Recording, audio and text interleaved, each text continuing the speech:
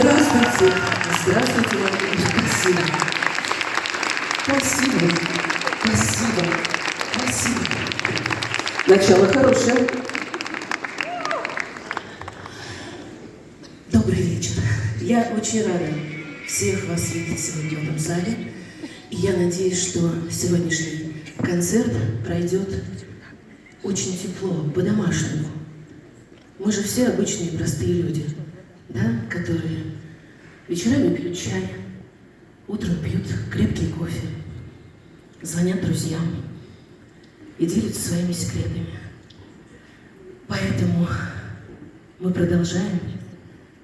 И следующая песня о самом главном человеке в этом мире, о маме.